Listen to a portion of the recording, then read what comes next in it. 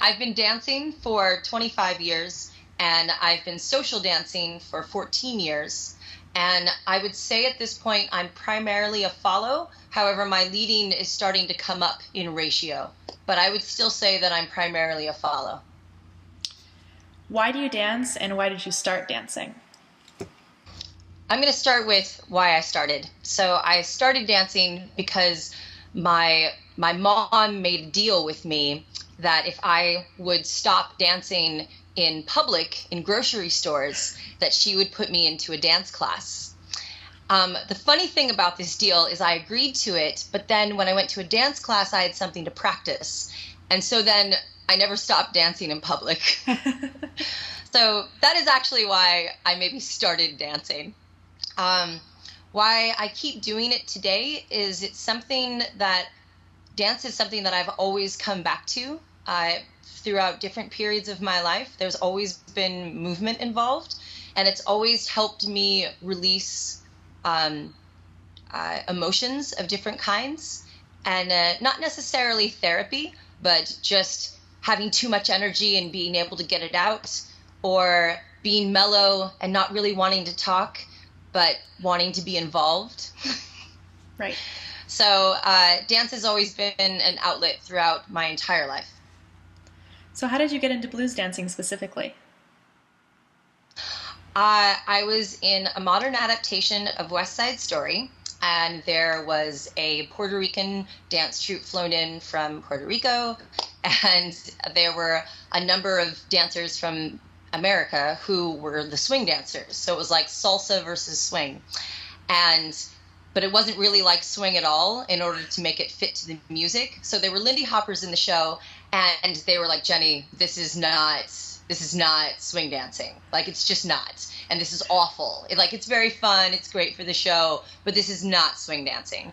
So for months, they insisted I come out. And for months, I said, I've got class, I've got homework, I have rehearsals, I have shows, I can't do it. Finally, I go out, and I see the dance floor, and connection makes sense to me. Like, touching another person and getting information from that made sense from other styles of dance I did.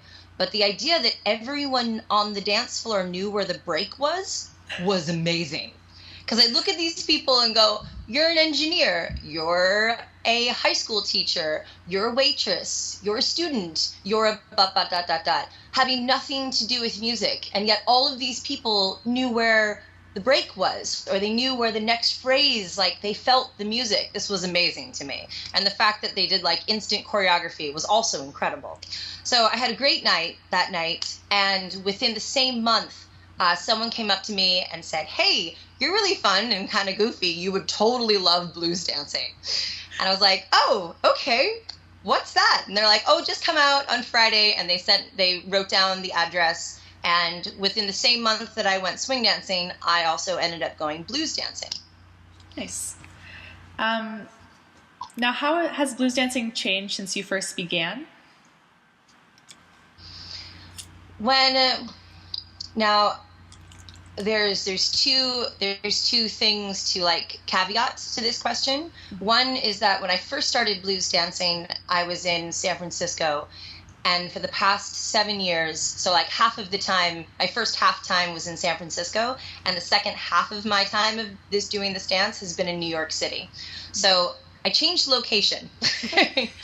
But still, what I would say the differences between starting then and starting now, one is it's not found just in house parties or rarely in venues. Like, there's so many venues now that you can go out and go dancing in. There's still a lot of house parties, which is great, but there are also dance venues that you would find only blues dancing. I'd say another thing that changed a lot is it's more defined than it used to be. I feel like when I first went out blues dancing, a lot of people had a hard time telling me what blues dancing was. And I would look at the dance floor and I would have a hard time identifying it as blues dancing. For example, when I first started, for months I couldn't make a lesson because I would be in school or rehearsal until 10. And so I couldn't make it until 10:30 to the dance at the earliest. So my definition of this dance, this like Friday Night Blues dance, was that I could show up and do whatever I wanted, and I could move however I pleased, and I knew what dance styles I was throwing in from my background. I was like, oh, this feels like salsa. Oh, this feels like modern. Oh, this feels like jazz. So like there were all these different things that it felt like. This feels like hip hop. This feels like African. But none of my dances, they wouldn't be consistent on how they felt. Where I feel like today, I feel like there's a lot more people have a better definition, or have all decided and agreed on a definition of what blues dancing is, more so. And so you then see that in the movement as well. I can now look at a number of videos of people, of groups of people dancing, and I would be able to tell you that one's salsa, that one's Lindy Hop, that one's blues dancing. Where I think that when I first started, I would not be able to do that. I would say salsa, Lindy Hop, dance jam, in which you dance however you please. So I'd say that it's a lot more defined than it used to be, and I think part of that is just time, and our human nature is to define and classify things. It's one way that we progress, I believe, as humans in society. So I think time is just one of those things, and time in public, not just time in our history, but time in like open to the public time. I think another is classes, open public classes that people can go to.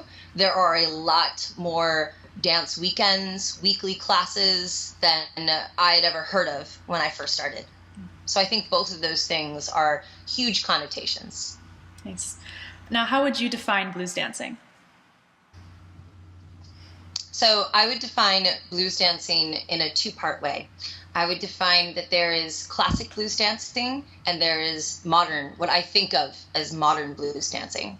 And classic blues dancing, I think of more as a set rhythm or a set movement, and it is the dance.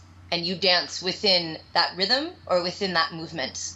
I would say that based on research that I've done and based on what people have told me, that would quantify as classic blues dancing. But how we blues dance today, what I'm considering modern blues dancing, is a mix of those movements and a mix of those rhythms. And so in a funny way, it's fusing different blues styles in one and calling it blues. Would you consider the modern style to be more similar to like Rent Party era, when people were coming together from different regions and bringing their dances with them and trading those back and forth within a song? It's more similar to that, but the way that I think it's different is if I would walk into a dance then and I'm New York and I'm dancing New York style of blues, and I dance with someone else who's from Chicago and they're dancing Chicago style of blues, I'm trying to dance Chicago and they're trying to dance New York, but they're doing their version of it. So it's still like Chicago influenced and New York influenced. And I think that happens today to some extent, definitely, because I think every scene tends to lean towards a certain style of blues, but then they'll have other styles of blues mixed in. But today we travel so much and we share so much, and we learn so much from people out of town and not just people in town. And same with the music that we listen to too. We don't listen to the same guy every single week, or the same vocalist, the same woman every week. We listen to different people all the time. So that's where I think that where we are today is definitely more different. We still might have a slight individual style, and I do think that we do, which I love so much. But I do think we have a lot more blend than maybe a Rent Party would have had. Yeah. So how does dancing with different partners impact your experience? I think dancing with a different partner affects my experience as much as it would if I would talk to a different person. I think that their movement background and my movement background and how those link and how those cross over and how those might have nothing to do with each other would definitely impact how I'm dancing with this person. Also, what they ate that day, how much sleep they've had, how they're feeling. Like if I'm feeling super energized and I just had a cup of coffee and I'm dancing with someone who is exhausted and needs a cup of coffee in their minds, who maybe just wants to sway and I want to jump up and down, that's going to gravely influence my dance versus if I danced with somebody else who also wanted to jump up and down with me. I would still have an awesome dance with both of these people, but the outcome would be gravely different, even given the same song at the same time of day. In your opinion, do people experience dancing differently based on their gender? I would assume yes. I don't know this because I've only ever presented as to this point. I've only ever presented as a female, and I've only ever walked into a dance presenting as a female as well. So I would say that it would be a guess that I would think probably yes, mainly because of how where our stereotypes go with the male and the female as far as social dance goes, and what we've seen that people consider a norm would be different from one to another. So I would say that the experience has a lot of overlaps and then has a lot of differences, similar to a graph that looks like this. You were talking about the stereotypes of mostly men versus women in dance. What would those entail? What would those look like? I think it depends on where you're from and what you consider the norm. I think there are a number of people that consider the norm still today that don't know social dancing so well, that consider it to be a norm that the male figure would ask the female figure to dance. I would assume that most people would walk in assuming that. But in other circles, maybe you would assume that the female, of course, is going to ask the male to dance. And I think that actually is possibly more of a norm. It's becoming more of a norm because of how people approach the dance and how people want to dance with certain people. And so I find on the social dance floors that people that present as females tend to often become very aggressive askers.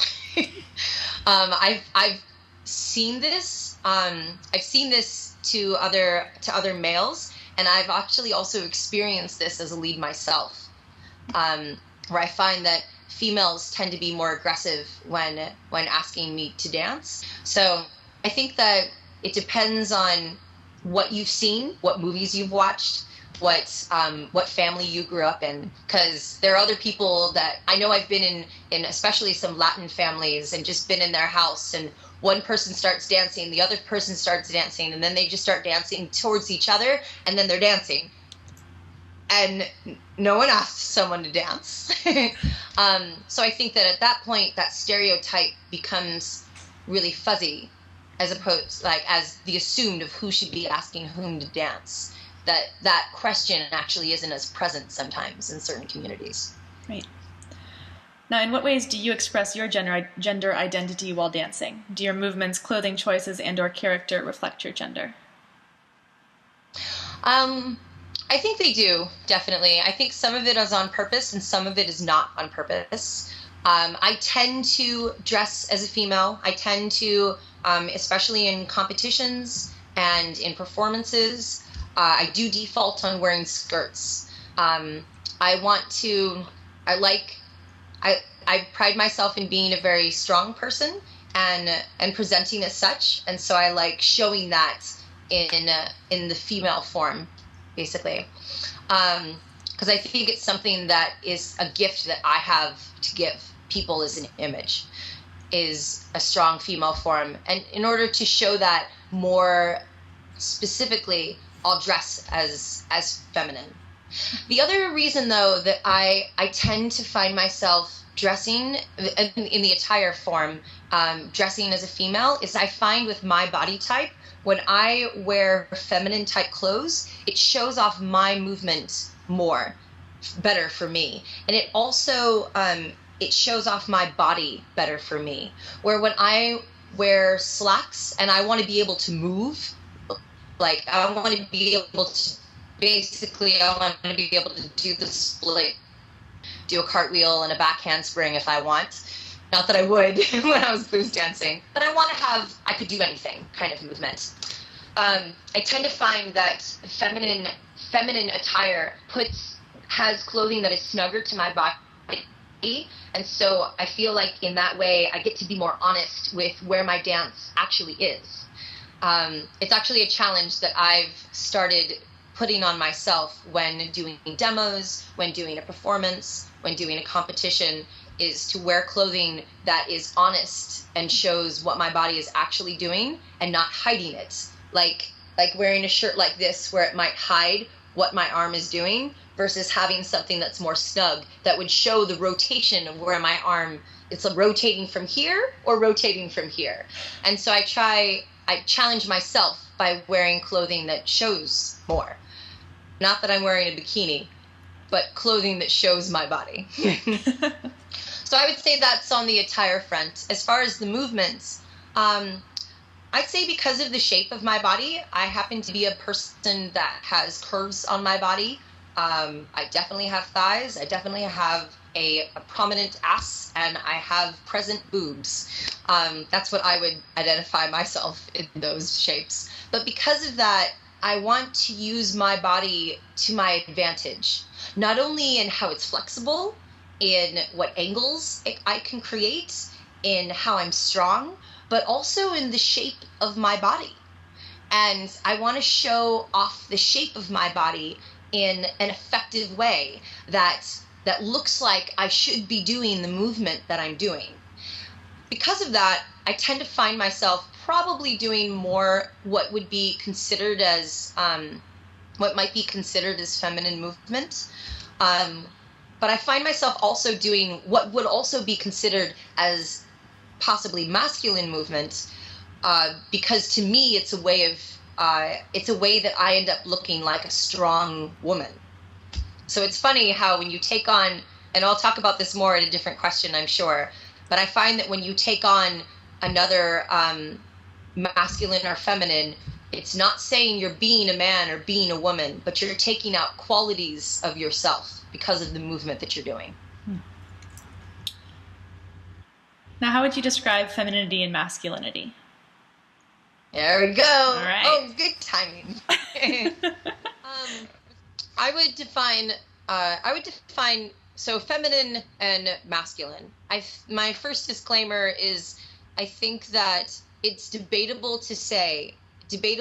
possibly safe to say that when someone who is presenting as a female, that they are dancing feminine, and someone presenting as a male, that they are dancing masculine.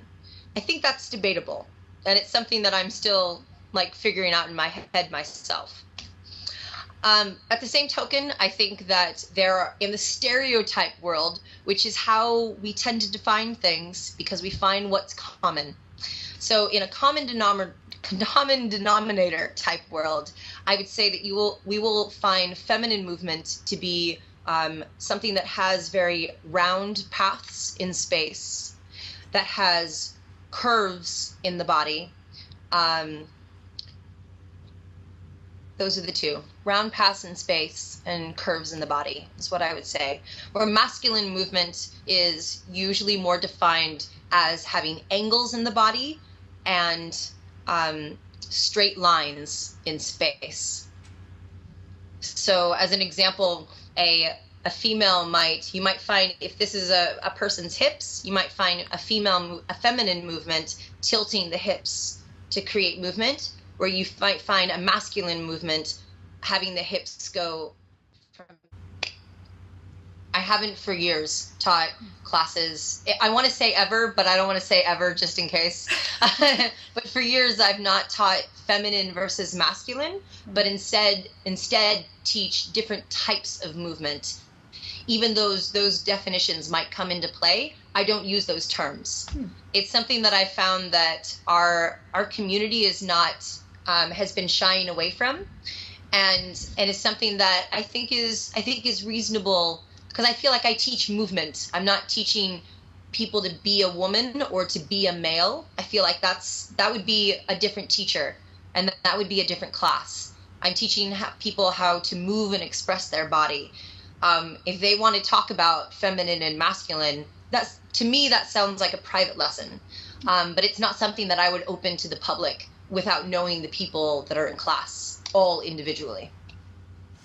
Does your movement change based on whether you're leading or following?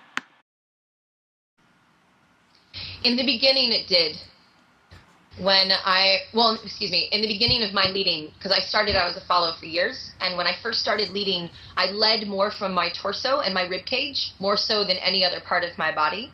And now I've gotten to the point in my leading where sometimes I'm leading my movement from my hips, and sometimes I'm leading it from my rib cage. It actually varies more so than it did before. Do you feel you accentuate your femininity or masculinity for competition or performance? And if you have specific examples, those would be great. I think that it's possible that I do. Actually, there are times, definitely, when it depends on the song. Mm-hmm. It depends on the song and what type of character or what type of mood that I'm hearing, or if I'm hearing a song about a woman who is a player and she cheats on her man and does all these and then goes out on the town and celebrates and sleeps with another man or whatever. I'm probably going to be a sassy woman dancing around that floor. And so I think that it depends on where, if I heard a song like that, boom, I would start dancing with feminine and classic feminine type movements. So I think that it really depends on the song and also the person that I'm dancing with. I think there are many times when I will dance with someone who is maybe bringing out a lot of masculinity, and sometimes I will find that I want to match that and I want to be that with them. And there are other times that I want to specifically do the opposite of it to show a difference in the song and to show more variety and more. I'm taking a role or a different interpretation of this song, and yet we're still able to dance together. So, and also sometimes when I dance with people who are very feminine, and this is of all sexes, all of these are for all sexes. Someone who's very feminine, and then I feel like I want to be the masculine in the partnership, or when I want to be just as feminine as they are. So I think it largely depends on the person, similar to what you had asked earlier about how different people affect the dance, and how I have different dances with different people. I think it is by that kind of thing is affected by the person and the music. Do you ever explore me and my person? Right. Do you ever explore gender in your solo performances? I feel like sometimes I have and didn't mean to.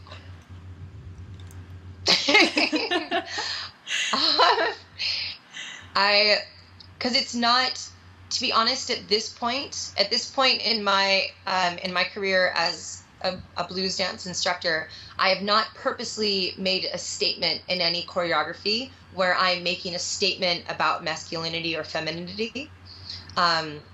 That just hasn't been a goal of mine yet. But I would say, especially my latest piece, that there are topics in there that I think some people, from the reactions I've gotten from people, some people take as very feminine topics, and other people take as very human topics. And it's interesting to hear those different takes. I mean, it's one of the things I love the most about performance is you put something out there and 200 people can watch the same thing the same night and all walk away with a different interpretation of what you did and why you did it and what it means. It's incredible. So I would say at this point, I don't have a piece where that's been my goal, but I think that I think that there are people that have watched my pieces and felt like it was. Now, maybe from a judge's perspective, what do you think about dancers accentuating femininity or masculinity for competition? I think that's exciting. I think if the song is hitting you, and I think that if you're a partner and the song and it's hitting you to come out and be masculine, or it's hitting you to come out and be feminine, do it. Like that's great. I think the time when it becomes a negative thing is when it's taken too far. I think when I start watching movement in a competition that feels like it is mocked movement, or making fun of themselves or whatever they're representing, I think that's when that's what I would consider too far, is mocked dance or which is made fun of. Yeah. Because I've seen both. I've seen people embody the feminine and embody the masculine, and as a male and or female, presenting as a male and or female. And there are times when I've seen both presenting as a male and presenting as a female when they went too far. And it got to the point where I felt like they were mocking what they were doing, which in some cases was really hard to judge because I would feel like their movement was so good, but it would kill me that I was like, but why are you making fun of yourself? Because that's what you're doing. You're not making fun of the thing at that point that you're trying to portray. You're now making fun of yourself because you're the one that's doing it. And that becomes very hard to judge, because once someone starts mocking something, then it's hard to keep. It's such a you lose so many points.